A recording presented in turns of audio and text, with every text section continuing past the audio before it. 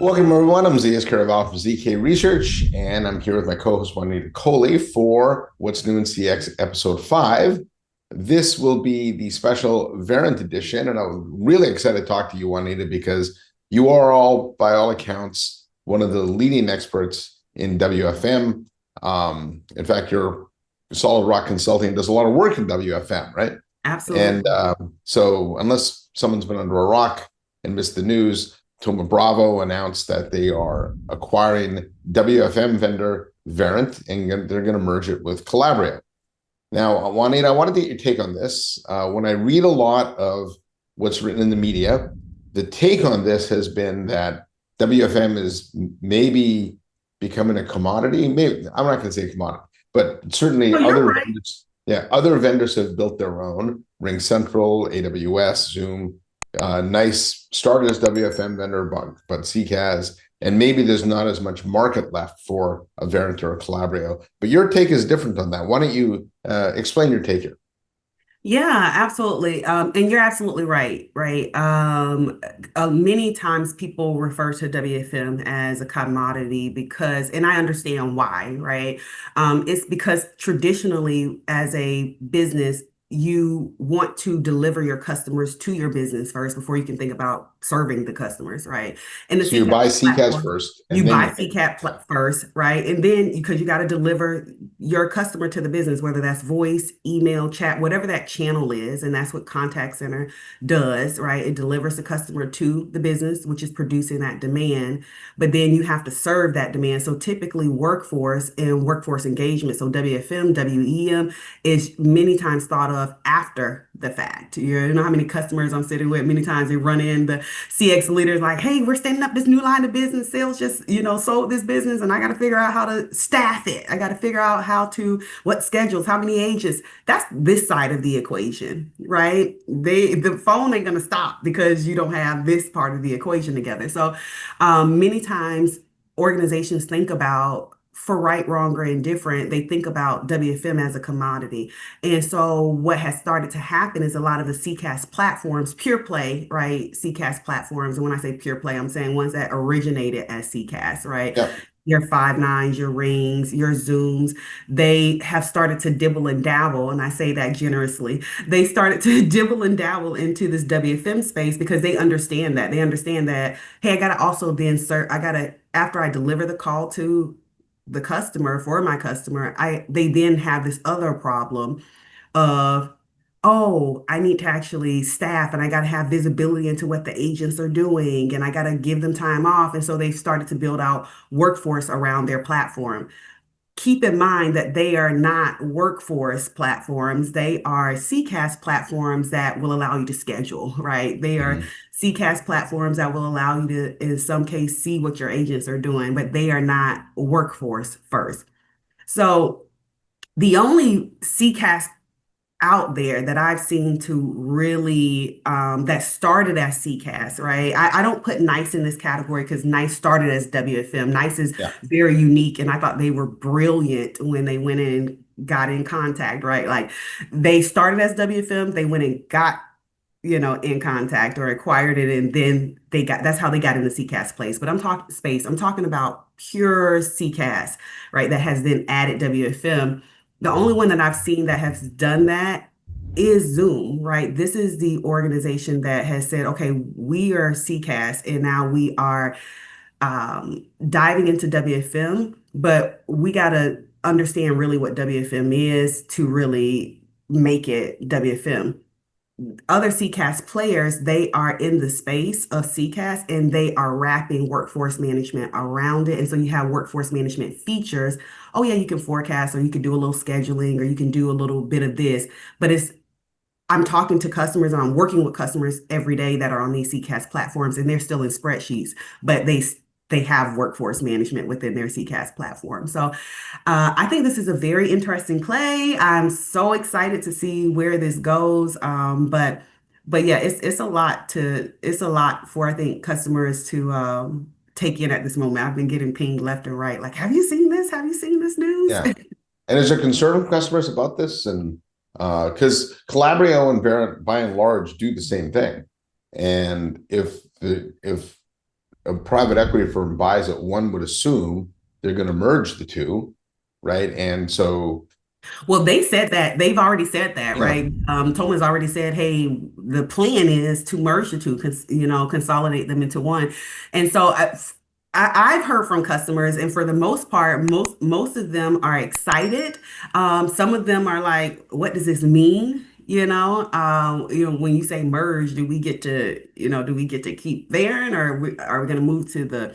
Because these are two distinct, different customers or audience bases. It's the same customer, but it's like your Apples and Androids, right? You have your Apple people who are die yeah, hard. If you even talk about Android, you getting kicked out the family reunion or written off yeah, the wheel, right? yeah, It's like, don't come over here with your Apple or don't come over here with your Android, right? So they are the same product by in large, right? But you have diehard app, just like you have diehard Apple or iOS, you have diehard Androids, and you're basically bringing those two together.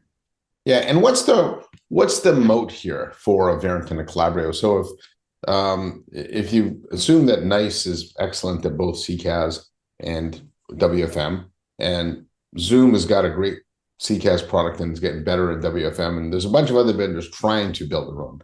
As you mentioned, Five9, Ring Central, AWS. How big is I the would say moat? 5.9 is right there, right? Yeah, Like when it comes to it's some things I would love to see around 5.9 when it comes to WFM, but I think that they are right there, like on the they're right there. yeah. But then, so then, from if you look ahead, is there room in the market for a standalone WFM player, or does Thoma Bravo now need to go acquire a company like Five9 and merge it with Verint and Calabrio to have a full solution? Do you think that's the trend we're headed down? You know, I think there's a play for both, right? I really would love to see. I said this probably maybe 2 weeks back, right? I would love to see a CCaaS or a WFM platform really lean into the education of workforce management, just like you see companies like Salesforce lean into um, I can't think of what their big, but it's anybody can access it, right? Anybody can access not Dreamforce, but the Salesforce platform where anybody can log in and learn about coding, right? They can learn Yeah, yeah, about all the different things. I would really love to see a CCaaS or WFM platform lean into the education and the discipline of workforce management because what I think that does in large is it rises the discipline to the top of everyday conversation like accounting, right? People know what accounting is, generally, right? yeah, People know what marketing is, they know what sales is, they know what finance is, and they know the significance of the impact to the organization. Like you could talk to a high schooler and say, "Hey, do you think you need marketing in your business if you started a business?" And they would say, "Absolutely. How else am I going to tell people about my business?" Right? You could say yeah, to a high schooler, "Do you think you need finance in the business?" And they would say, "Absolutely. Like, how am I going to account for the money? Of course, I need finance." You can't say that in contact center today about workforce management and people really understand what that means. And so I think if Toma focused on the education, then it becomes an everyday conversation and leaders, contact center leaders understand what they need to do. However, I think that they could also say, hey, let's go ahead and get CCAS, right? Let's go ahead and get a 5.9. Let's get this, right? And then I think that's like what the Heat did with LeBron and, like making this power yeah, three. Like they just like, y'all just ain't playing fair at this point, right? Like y'all yeah, just, I think you could make a super team if they went and went the CCAS route because of course that's what we saw Nice do 10 years ago, 15 years ago when they went and got, in contact. So I think that they could yeah. definitely do that. I think that's the easy route.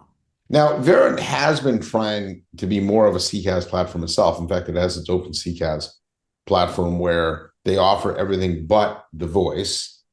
Although that's like saying a car manufacturer offers everything but the engine, I suppose, right? Um, and maybe I just answered my own question, but I don't know too many customers that have gone down the open CCaaS route. Why did that not work? I think because people don't fundamentally understand it yet. It's just like it would have been almost better for them to say, bring your own. Like people understand buy in part, bring your own picnic, bring your Yeah, own chair, bring your own voice, bring your own. That would have been, I think, easier for the market to understand than open CCaaS, because that's essentially what open CCaaS is. It's like, hey, bring your own anything, and that's not the we're not going to put a focus on which CCaaS platform you have. We're going to put a focus on your data, right? The event is yeah, the event, right? And that's what bring your own is when you go to these events. Hey, the event is the event. If you bring your own alcohol, bring your own lawn chair. We're coming together for this event of whatever the event is. That's the event. Right now, if you want alcohol, bring your own alcohol. If you want this, bring your own this, but the event is the event. And so what Verint was trying to do with Open CCaaS, or is doing with Open CCaaS, is, hey, we're focused on data for the sake of accelerating AI, right? And accelerating the business outcome. Bring your own whatever, right? Bring your own CCaaS. So you yeah, don't have to be hindered, right, by having Five9 or having Ring. You could bring whatever you want. We'll play with it, right? Ingest the data for this business outcome, leveraging bots as that interface, if you will. But that's hard for people to understand, right? When you say open CCaaS. And so I think what they had an opportunity, it would have been easier just to say bring your own. yeah. Now, when I look, the other part of Aaron's business, when I look at the website, and every time I've talked to them, all they want to do is talk about bots, and they got 185 bots for 185 different use cases. Um, is the with agentic coming, right? Is there what's the like? I suppose bots will always be a channel, but it seems like these agentic agents that are being built are going to replace a lot of the bots that we use because it's just easier, right? Then and they can complete tasks. And so when you think of their Verint, Da Vinci, and all their bots, what's your take on these? Have these been popular with customers? Absolutely. Like, they've definitely been popular, especially when you look at, which is again, people put Verint in the WFM category solely, but they definitely play in WEM, right? Like, and the bots have been super popular across the WFM space around quality, around speech. You have organizations that are looking at all of their contacts, right, because of bots, right? So they're measuring the quality across all of their platforms, and reducing, their workforce from a human perspective, and saying, oh, okay, we can now leverage that impact and those resources elsewhere in the business. Whereas traditionally, when you think about quality and you have to have people do it, I can only, as an agent, if I'm sitting in the quality department of a contact center, I have a quota to hit, right? Oh, I have to listen to 5 interactions per agent a month.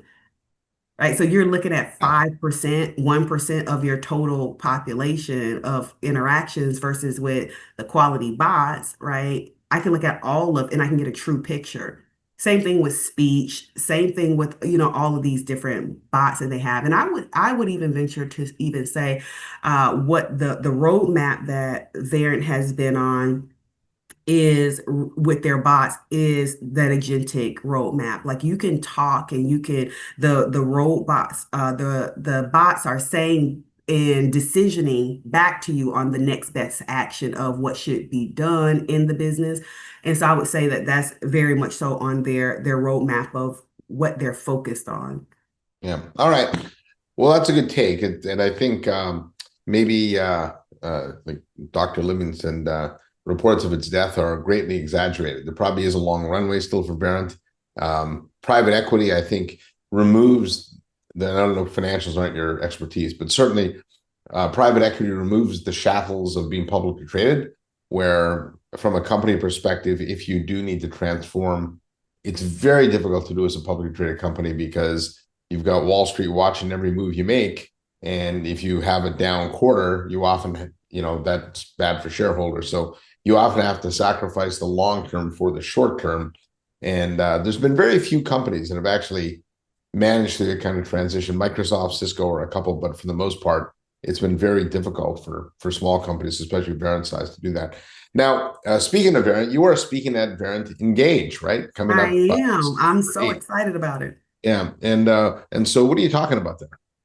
So I'm talking about good to great. Most organizations that are thinking about workforce management and they're thinking about their journey to AI, they're struggling when it comes to AI, and that's because they don't even understand where they are on the scale of good to great, and how to leverage data and what that journey to AI really looks like. So I'll be talking about that, how to go from not good to good to good to great, when it comes to workforce. Yeah. And where are most customers with, you said they're struggling. What are they struggling with AI? I think as an The industry, biggest it thing, seems simple, but it's not, right? yeah, people assume that is simple, but it's is very much so like hiring people inside of your business. Is like, who do I need? What do I need them for? What is the expectation for them? So when I'm talking to organizations about AI and their AI strategy, I talk to them very much so like I would talk to them about their human workforce. Like, who exactly do you need? So like, what do you need AI to do? Right? Because if I need AI to assist my agents, that's much different than needing AI to automate a process, Yeah. right? Or alleviate contacts from the business. So the very first step I take with customers is like, hey, let's write job descriptions for the AI. Like, what are we actually, like, what is the AI coming in to do?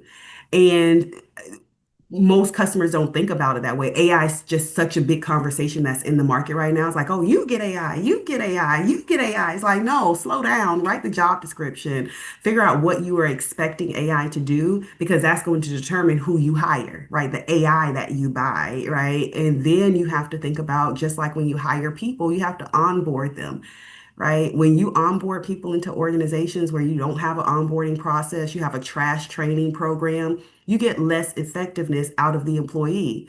Well, if you onboard AI into an environment where your data is trash, there's no data structure, you're training AI to do things that is uh, uh, artificial ignorance, right? Instead of artificial intelligence. And so you have to have an onboarding process. You have to have data when it comes to AI. And so I think that's the big confusion is AI is everywhere and AI can do so much. It's picking and really having a structured process. And that starts with having great data and first even understanding what you want AI to do. Well, that's interesting because I've heard it said that the IT department will be the HR department of the future, meaning that IT is going to be bringing these That's virtual good. employees in.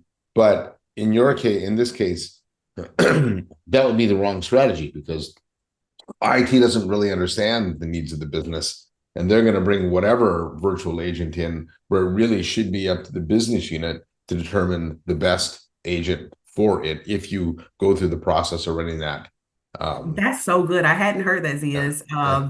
But I think that's true, and that's what's happening in so many cases that IT is the HR of the business, and they're looking at technology from an integration standpoint, from a compliance standpoint, from maybe even budgeting and cost perspective, and the landscape end user, like who's going to be using it and those type of things. Whereas the end user, the business unit, really should be the one who is looking at the technology because they're going to be thinking about it from a process perspective and a discipline perspective first. Yeah. All right. And so your session at Engage is on which day? You know, Ziz, why you want to do that to me? I'm going to be there the whole time. I'm going to be there the whole Okay. time. So I'm just going to be, but I believe it's on Tuesday. All right. I'm looking at the agenda here. Actually, I do believe you're on it September 8th. If people want to reach out to you, if they're going to be at Engage, I'd certainly encourage you to find Juanita. You're the one with that, the fabulous looking one that'll be there, with all the hoopla around you, right? So it's a good event. What are you hoping to get out of it other than the And resources? engage is always so, for lack of better words, no pun intended, engaging, right? The end users who come to engage, they are looking for other end users who are using the product and the platform. And you have to remember, Verint spans not just WFM, you have security, you have, quality, you have all of these different things. So Yeah. it's such a different, eclectic audience, mix of audience that's there. And so I always get to mix and mingle with customers, get their use cases, and talk to them about best practice of things. And so it's always so great to hang out at Engage and make an impact. Yeah. All right. Well, I won't be there. I'm actually attending the Splunk event instead Okay. that week. But next week's Labor Day, so I'm assuming we'll be off that week. And ironically, labor workforce. I don't know. That's and then It but works. but I'll check in with you, and we'll be back for our next episode post Engage, and looking forward to getting your feedback from the event and what customers are saying about Verint today.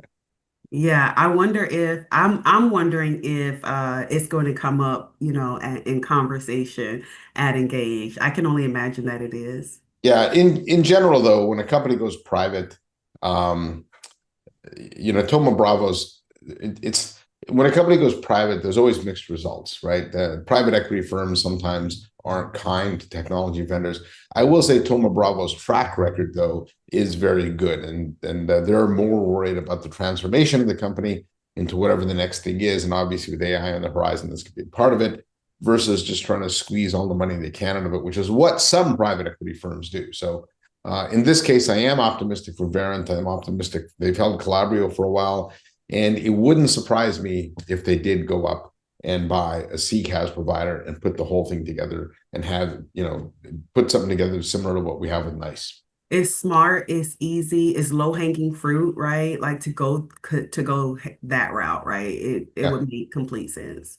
All right. So on that note, on behalf of Juanita Coley from Solid Rock Consulting, the WFM expert, hope you enjoyed this Verint edition of What's New in CX, and we'll see you soon.